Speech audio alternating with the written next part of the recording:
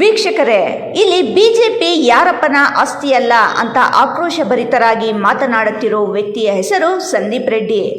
ಎಲ್ಲವೂ ಅಂದಿಕೊಂಡಂತೆ ಆಗಿದ್ದರೆ ಇವರೇ ಇಂದು ಚಿಕ್ಕಬಳ್ಳಾಪುರ ಜಿಲ್ಲಾ ಬಿಜೆಪಿ ಅಧ್ಯಕ್ಷರಾಗಬೇಕಿತ್ತು.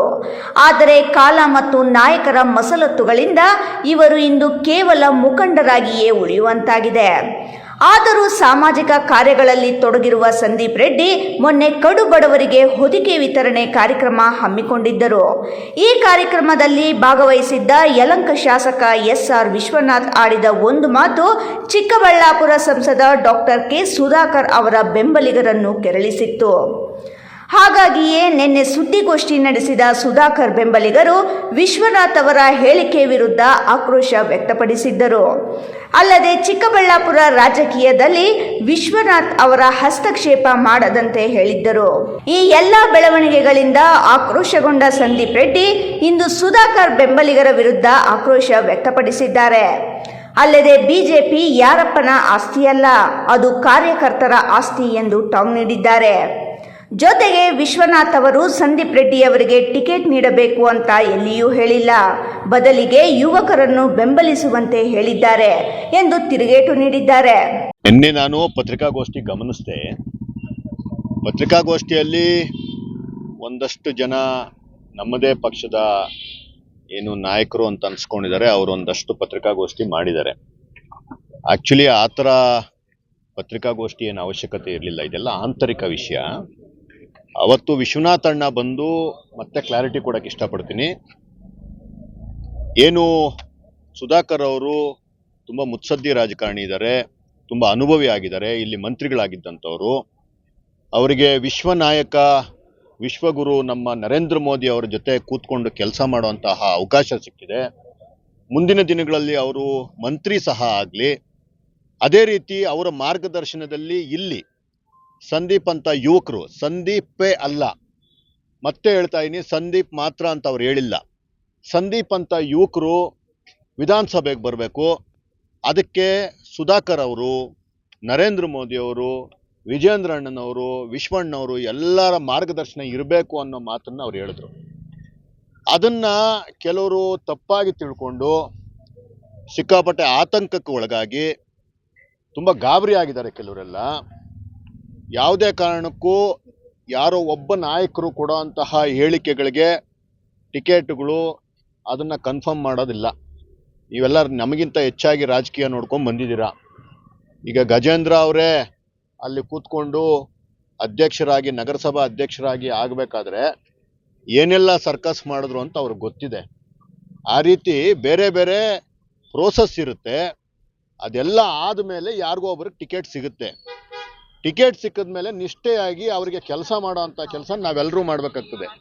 ನಿಮ್ಮ ಪರವಾಗಿ ಘೋಷಣೆಗಳನ್ನು ಕೂಗಿ ಬಿಜೆಪಿ ವಿರುದ್ಧ ಧಿಕ್ಕಾರ ಕೂಗಿದ ಮರಳುಕುಂಟೆ ಕೃಷ್ಣಮೂರ್ತಿ ಇದ್ದಾರೆ. ಈ ಹಿಂದೆ ಪಕ್ಷೇತರ ಅಭ್ಯರ್ಥಿಯಾಗಿ ಸ್ಪರ್ಧಿಸಿ ಪರಾಭವಗೊಂಡಿರುವ ಕೆ.ವಿ. ನವೀನ್ ಕಿರಣ್ ಅವರು ಇದ್ದಾರೆ. ಸಹಕಾರಿ ಕ್ಷೇತ್ರದ ಪಿತಾಮಹ ಎಂದೇ ಖ್ಯಾತಿಯಾಗಿರುವ ಕೆ.ಎ.ವಿ. ನಾಗರಾಜ್ ಅವರಿದ್ದಾರೆ. ಅವರಲ್ಲಿ ಒಬ್ಬರಿಗೆ ನೀವು ಯಾಕೆ ಬಿಜೆಪಿ ಟಿಕೆಟ್ ಕೊಡಿಸಬಾರದು ಎಂದು ನೇರವಾಗಿ ಸಂಸದ ಡಾಕ್ಟರ್ ಕೆ. ಸುಧಾಕರ್ ಅವರಿಗೆ ಪ್ರಶ್ನೆ ಮಾಡಿದ್ದಾರೆ.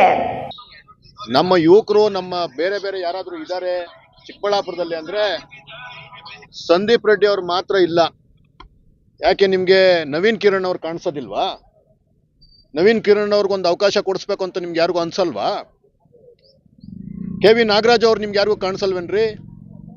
ಕೆ.ವಿ. ನಾಗರಾಜ್ ಅವರು ಪಾಪ ಮೊನ್ನೆ ಆ ಮಿಲ್ಕ್ ಯೂನಿಯನ್ ಇದರಲ್ಲಿ ನಮ್ಮ ಪಿತಾಮಹ ಹೇಳ್ಬೇಕು ಅಂತಂದ್ರೆ ನಮ್ಮ ಚಿಕ್ಕಬಳ್ಳಾಪುರಕ್ಕೆ ಆ ಯಪ್ಪ ಟಿಕೆಟ್ ತೊಗೊಬೇಕು ಅಂತಂದ್ರೆ ಹತ್ತವ್ರೆ. ಯಾಕೆ ಅವ್ರ್ಯಾರು ಕಾಣಿಸಲ್ವಾ ನಿಮ್ಗೆ? ಯಾಕೆ ಮರಳುಕುಂಟೆ ಕೃಷ್ಣಮೂರ್ತಿ 24 ಗಂಟೆ ಪಾಪ ನಿಮ್ಮ ಜೊತೆನೇ ಇರ್ತಾರಲ್ಲ, ನಿಮ್ಮ ಜೊತೆ ಕೆಲಸ ಮಾಡ್ತಿರ್ತಾರಲ್ಲ. ನಾನು ಅವತ್ತು ಜಿಲ್ಲಾಧ್ಯಕ್ಷ ಆದಾಗ ಪಾಪ ಯಾರೋ ಹೇಳಿದ್ರು ಅಂತೇಳಿ ಬಂದು ರಾಜ್ಯದ ಅಧ್ಯಕ್ಷರಿಗೆ ಬಿಜೆಪಿಗೆ ಧಿಕ್ಕಾರ ಕೂಗಿದ್ರಲ್ಲ ಮರಳುಕುಂಟೆ ಕೃಷ್ಣಮೂರ್ತಿ. ನಿಮಗೋಸ್ಕರ ಅವ್ರ ಭವಿಷ್ಯನ ಹಾಳು ಮಾಡ್ಕೊಂಡಿದಾರಲ್ರಿ ಬಿಜೆಪಿನಲ್ಲಿ. ಅವ್ರಿಗೆ ತೋರಿಸ್ರಿ, ಪಾಪ ಅವ್ರಿಗೆ ಕೊಡಿಸ್ರಿ ಟಿಕೆಟು. ನಿಮಗೆ ಯಾರಿಗೆ ಬೇಕೋ ಅದನ್ನೇ ಏನು ವ್ಯಕ್ತಿಗತ ಮಾಡ್ಕೊಂಡಿದ್ದೀರ ನೀವು? ಯಾರಪ್ಪನ ಸೊತ್ತಲ್ಲಪ್ಪ ಬಿಜೆಪಿ, ಕಾರ್ಯಕರ್ತರ ಸೊತ್ತು. ಯಾವನೋ ಹೇಳ್ತಾ ಇದ್ದ, ಯಾರೋ ಬಂದಿದ್ದಾದ್ಮೇಲೆ ಬಿಜೆಪಿ ಅಂತ. ಸುಧಾಕರ್ ಬಂದಿದ್ದಾದ್ಮೇಲೆ ಬಿಜೆಪಿಗೆ ಶಕ್ತಿ ಬಂದಿರೋದು ಖಂಡಿತ ನಿಜ, ಎಲ್ಲರೂ ಒಪ್ತೀವಿ. ಸುಧಾಕರ್ ಒಂದು ಶಕ್ತಿ. ಸುಧಾಕರ್ ನಿಜವಾಗ್ಲೂ ಒಬ್ಬರು ಲೀಡ್ರು, ಒಬ್ಬ ವಿಷನರಿ ಲೀಡ್ರು. ಅವ್ರ ಜೊತೆ ನಾವು ಹೆಗಲು ಕೊಟ್ಟು ಭುಜಕ್ಕೆ ಭುಜ ಕೊಟ್ಟು ಕೆಲಸ ಮಾಡಿದ್ದೀವಿ. ಯಾರೋ ಏನೋ ಹೇಳ್ಬಿಟ್ರೆ ಅಲ್ಲ. ಮೊನ್ನೆ MP ಎಲೆಕ್ಷನಲ್ಲಿ ಎಷ್ಟು ನಾವು ಕೆಲಸ ಮಾಡಿದ್ದೀವಿ. ಇವತ್ತು ಹೇಳ್ತೀರಾ ನೀವು MLA ಎಲೆಕ್ಷನಲ್ಲಿ ನೀವು ವಿರುದ್ಧ ಮಾಡಿದ್ದೀರಾ ಅಂತ. ಈ ಪ್ರೋಗ್ರಾಮ್ ಆದಮೇಲೆ ನನ್ನ ಮನೆ ದೇವರು ಸೀತಬೈರೇಶ್ವರನ ಪ್ರತಿಷ್ಠಾಪನೆ ಇದೆ ನಮ್ಮ ಪೆರೇಸಂದ್ರ ಭಾಗದಲ್ಲಿ, ಜೀಗಾನಹಳ್ಳಿ ಅನ್ನೋ ಒಂದು ಊರಲ್ಲಿ. ಅಲ್ಲಿಗೆ ಹೋಗ್ತಾ ಇದ್ದೀನಿ. ಆ ದೇವಸ್ಥಾನಕ್ಕೆ ನನ್ನ ಮನೆ ದೇವರ ಮೇಲೆ ಆಣೆ ಮಾಡಿ ಹೇಳ್ತಾ ಇದ್ದೀನಿ, ನನ್ನ ಮತ ಕೂಡ ಪ್ರದೀಪ್ ಈಶ್ವರ್ ವಿರುದ್ಧ ನಿಂತಾಗ ಸುಧಾಕರ್ ಅವರು ಆ ಮನೆ ಮೇಲೆ, ನನ್ನ ಮನೆ ದೇವರ ಮೇಲೆ ಆಣೆ ಮಾಡಿ ಹೇಳ್ತಾ ಇದ್ದೀನಿ, ನಾನು ಸುಧಾಕರ್ಗೆ ನನ್ನ BJPಗೆ ಓಟ್ ಹಾಕಿದ್ದೀನಿ. ನೀವು ಬಂದ ಮೇಲೆ ಬಿಜೆಪಿ ವೃದ್ಧಿಯಾಗಿದೆ ನಿಜ, ಆದರೆ ನಿಮ್ಮಿಂದಲೇ ಪಕ್ಷವಲ್ಲ ಎಂಬುದು ಗಮನದಲ್ಲಿರಲಿ ಎಂದು ಹೇಳಿದ್ದಾರೆ.